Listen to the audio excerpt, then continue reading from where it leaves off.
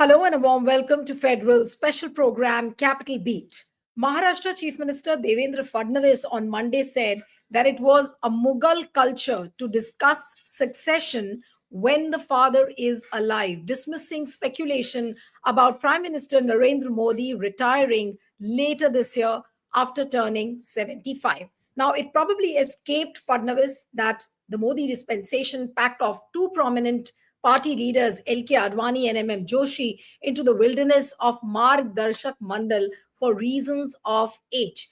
And now the subject has erupted into the public domain a day after Modi visited the RSS headquarters with Shiv Sena Uddhav Thackeray leader Sanjay Raut claiming that the Sangh wanted the Prime Minister to retire at 75 and let a new political leadership take over. Now, Modi, of course, will be turning 75 this year, and he himself had invoked an unofficial retirement age of 75 to sideline several members of the BJP's old guard after coming to power in 2014. So, where is this debate about 75 years of age? Will Modi retire or not retire? With Devendra Fadnavis saying also yesterday that Modi will continue as the prime minister in 2029 as well. So, where does this 75-year-old narrative for Modi now give enough fodder in the hands of the opposition? How will BJP treat this issue? Does this issue make BJP uncomfortable? All these are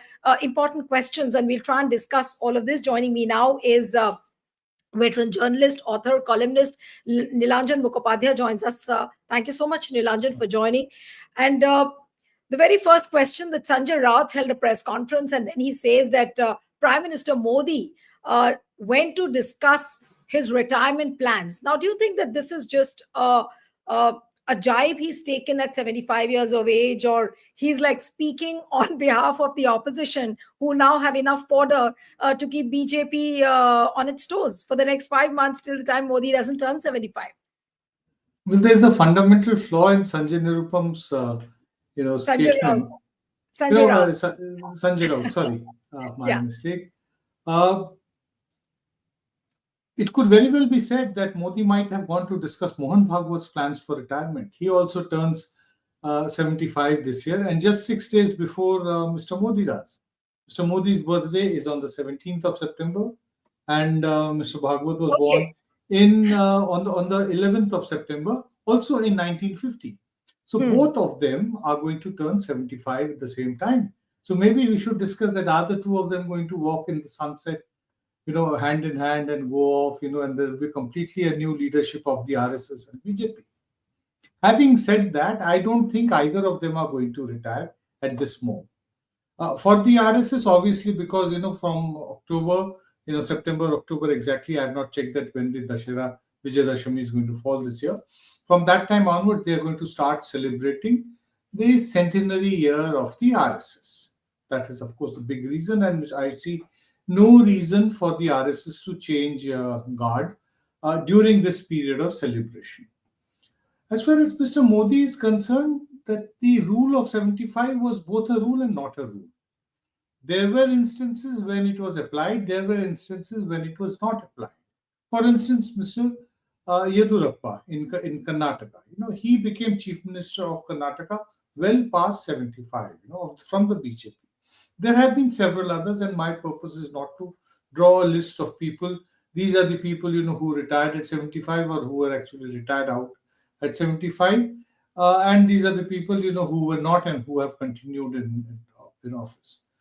Retired has actually figured quite, the word has figured quite prominently within the BJP discourse. I remember Mr. Vajpayee once saying, in a bit of a funny manner, saying that, now मैं retired हूँ, now मैं tired हूँ, something to that effect, when that question came up. So the point is that there is actually no reason for Mr. Modi to retire, because there is actually no one yet within the BJP who can put his hands up or her hand up and say, that, well, after Modi, it's going to be me. There are lots of things, lots of transitions are happening. So I think that at least it is going to continue for the moment. Right. But do you think that this issue raised by Sanjay Raut has actually given enough fodder in the hands of the opposition?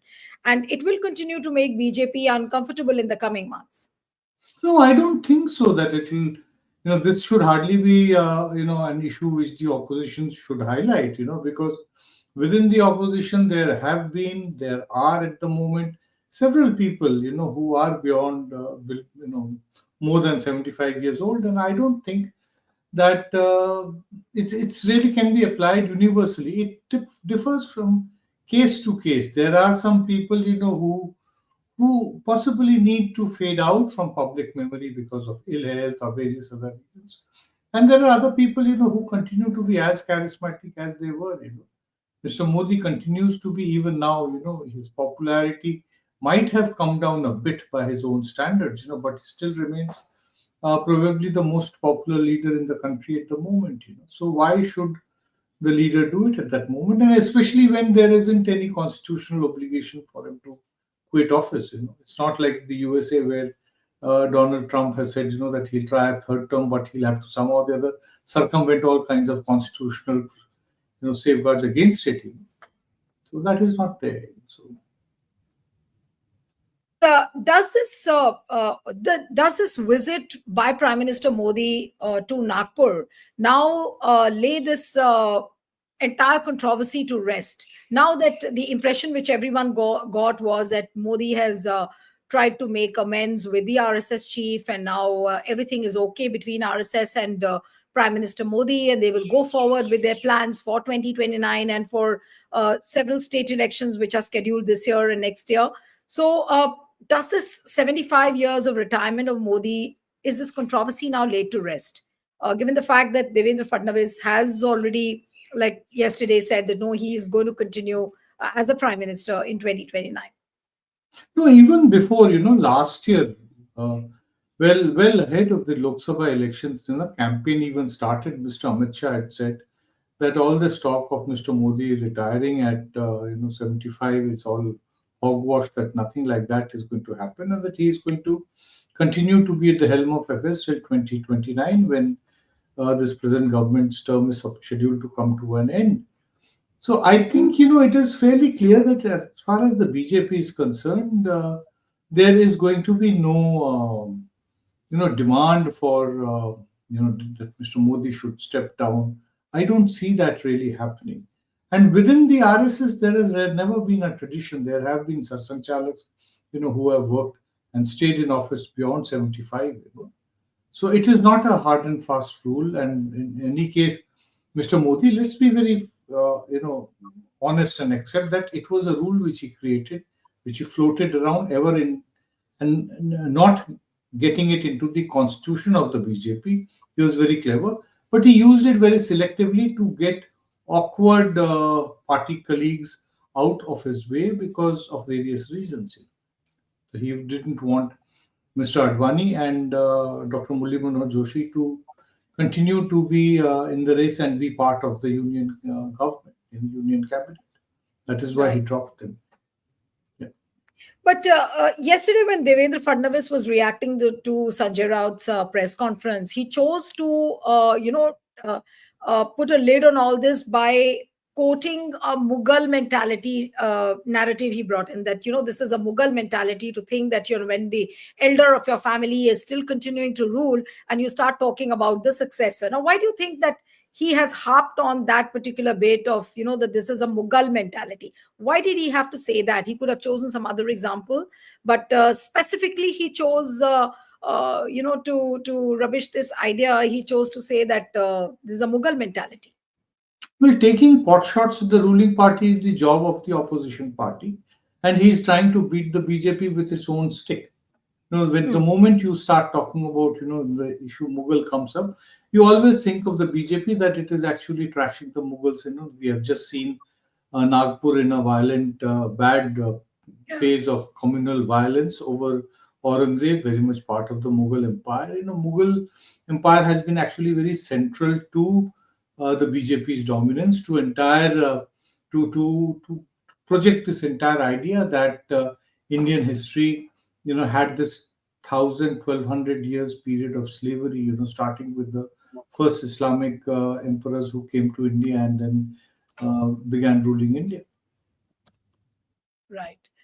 But what exactly transpired between Prime Minister Modi and Mohan Bhagwat? Any idea as to what has really happened? First, there were speculations that there could be an unscheduled meeting between Prime Minister Modi and Bhagwat. We do not know what has actually happened, but except that by evening, all the news websites, all the TV channels said that RSS is like a banyan tree, and this is what Prime Minister Modi has said, and this gives the impression that he's accepted the dominance of RSS, and that everybody will work uh, under the leadership of the RSS. But what actually transpired, and what do you think was the message of this visit? There is not one deduction that can be made from this, and it certainly cannot be one sided. Your first question regarding that, what really transpired? Now, in my understanding, from what I have been able to figure out by speaking to a large number of people in Nagpur who were very much there in the city and also probably privy to what exactly had happened, Mr. Modi was received there at the Hedkewar Smriti Mandir by Bhaiyaji Joshi, who I think is you know the convener, or the whatever be the designation. He is basically the custodian of the memorial. So that's a position which he holds. So based on that, he received Mr. Modi. It was his invite, actually. That's what I've been told, to come and visit there. And thereafter, after spending some time, they went and met Mr. Mohan Bhagwat, who was also present in the building, and then they walked around together. Mr. Bhagwat took them around. He had a couple of asides, possibly with Mr. Bhagwat also, and I'm told that there were some very senior RSS, pracharaks and swayam sevaks who were also there. Some of whom I'm told, were also from Gujarat, who had worked with Mr. Modi when he was a young pracharak. So it was a kind of meeting old acquaintances, making new friends, kind of a brief introduction, and then they went around the campus. Mr. Modi went and paid homage at the two memorials of Dr. Hedgewar and MS Golwalkar. What exactly transpired between the two is, of course, going to remain between the two of people. But what is the larger image? Which I think, the Did Prime Minister actually get time to have those private moments with Mr. Bhagwat at all? Yeah, I think so. I'm told that they did exchange a few words. What exactly and for how, what duration? I don't think that anybody who, besides those people who are in the close ring, would know. And I definitely do not claim that I spoke to anybody who was there in the room or any in the vicinity or even within the campus when Mr. Modi was there. So this is all what has been gathered. That there was some work, there was an exchange of ideas, and some conversation took place. What comes out is that I think the most important thing is that there is a realization on both sides that we remain mutually dependent on each other, that neither of us can do without the other. Yeah. There was a time when uh, Mr. Modi felt that he could win elections on his own. Hmm. And there was a time when the RSS felt that we possibly a time has come that we do not really require any specific individual. But after having looked at all that, what has happened in the last 15 months, I think both have realized that for the moment, it is important to put a closure to this phase of the relationship, this particular turbulent period, and look ahead because we need to continue to work with each other. That is, I think, the most important. But like the forthcoming elections in Bihar and also so many states which are going to polls next year, and the kind of difference what we saw during Lok Sabha elections, that on the ground RSS workers had withdrawn themselves. Then again they came around and we saw the results of BJP getting a stunning majority in Haryana, Maharashtra, and elsewhere. They did well in Delhi also. Even in So Delhi. in Delhi, yes. So they've got a good majority, and in fact, that's a thumping majority which they've gotten in all the three states.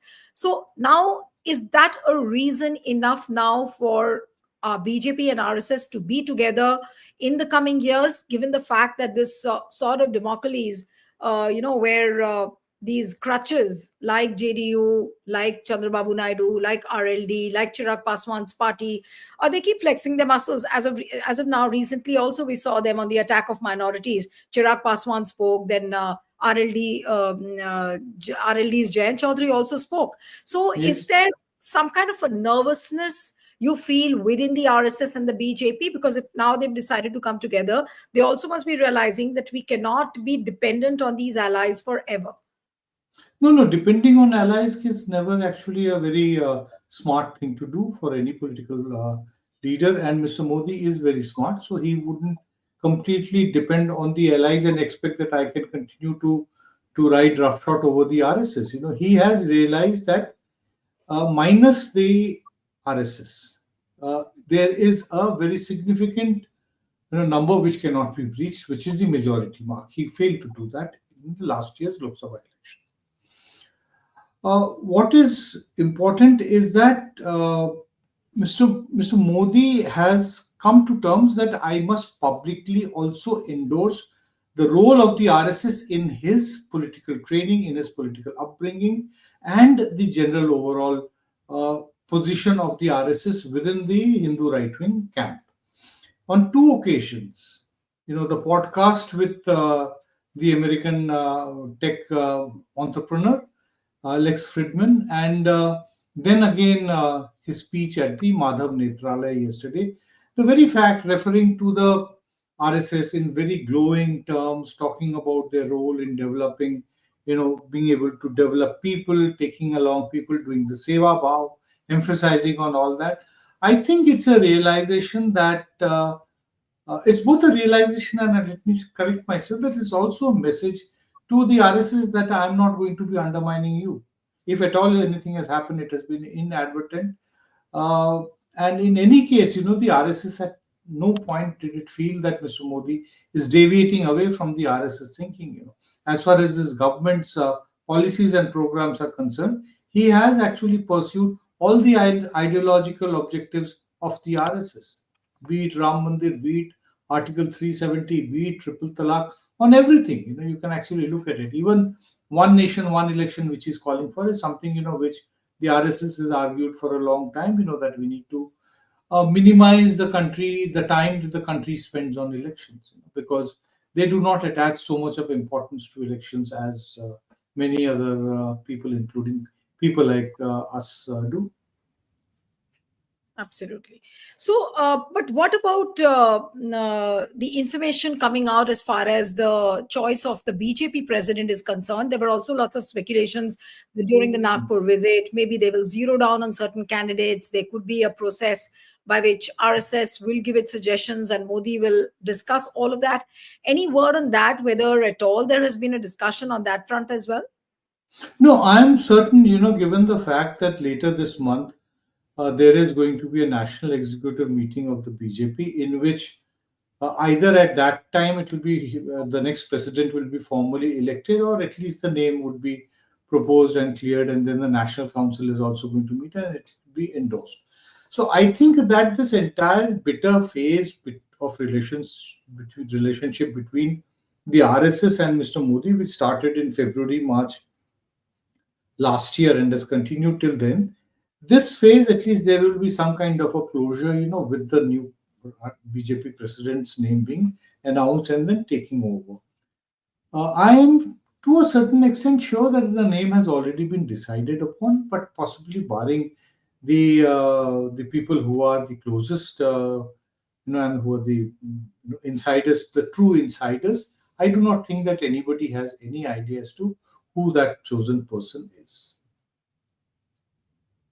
But any names which have been zeroed down, because there were names like Sanjay Joshi and all these people whose names were No, doing the no, there round. were there were names, all kinds of names are floated around. It was even said, that these are the names which have gone from the Modi camp, the RSS camp has, ruled them out completely. Then there was another set of names that said these are the Yes. names which the RSS has promoted. These have been ruled down by the Modi camp. And the question is that there has to be a consensus on someone with whom Is it no more? Is both it no? camps have the least objections.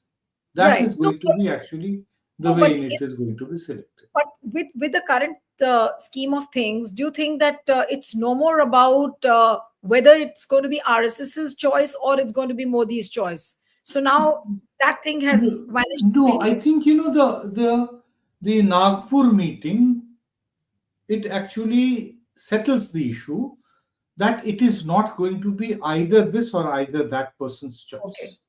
right. It is going to be a collective choice. Both will make their set of compromise. It's going to be a give and take.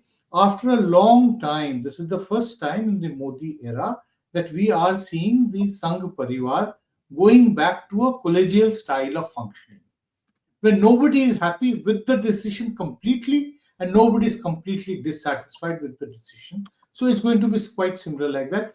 Both would have, reasons to fully be happy with whoever is the chosen president, and both would have reasons to be unsatisfied with what has been decided. Right. So, by when do you think that the name of the BJP president would be out? Well, it could Anything be any you're day. hearing It from can your be source? the 6th of April, the foundation day of the BJP. It can be the national executive meeting any day in April. It's imminent now. Okay. So, any time in April, you're saying that we could hear on who the BJP Anytime, and anytime. BJP president. That's right. That's right.